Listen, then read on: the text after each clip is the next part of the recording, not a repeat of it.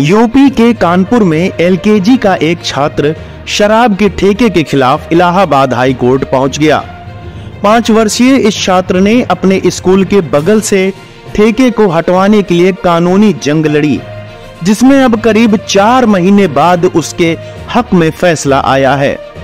High court ने जनहित याचिका पर सुनवाई करते हुए कानपुर के आबकारी विभाग को आदेश दिया है कि 31 मार्च 2025 के बाद स्कूल के बगल में स्थित शराब के ठेके का नवीनीकरण यानी रिन्यूअल न किया जाए।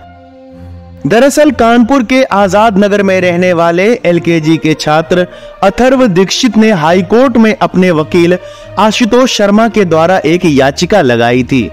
इसमें अथर्व ने कहा कि मेरा घर और स्कूल आसपास है, वहीं बगल में एक देशी शराब का ठेका है। रोज आते जाते उसके सामने से गुजरना पड़ता है, जहां शराब पीने वालों की भीड़ लगी रहती है और उनकी हरकतों से परेशानी होती है।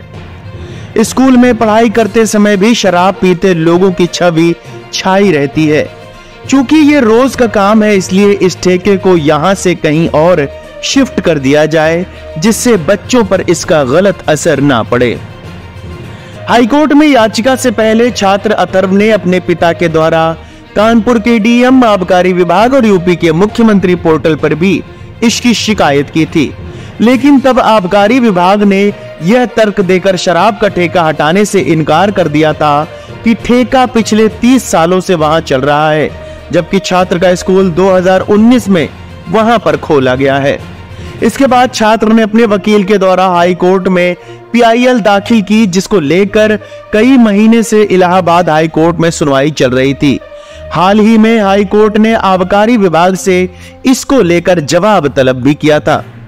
छात्र के वकील आशुतोष शर्मा ने यह जानकारी दी है कि हाई कोर्ट ने याचिका पर फैसला देते हुए कानपुर आबकारी विभाग को आदेश दिया है कि अब इस ठेके का नवीनीकरण नहीं होगा।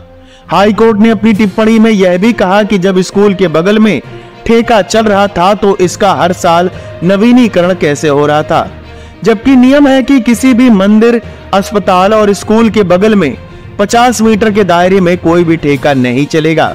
फिलहाल 31 मार्च 2025 के बाद इस ठेके का कोई नवीनीकरण नहीं होगा। मतलब आने वाले समय में स्कूल के बगल से शराब का ये ठेका हट जाएगा।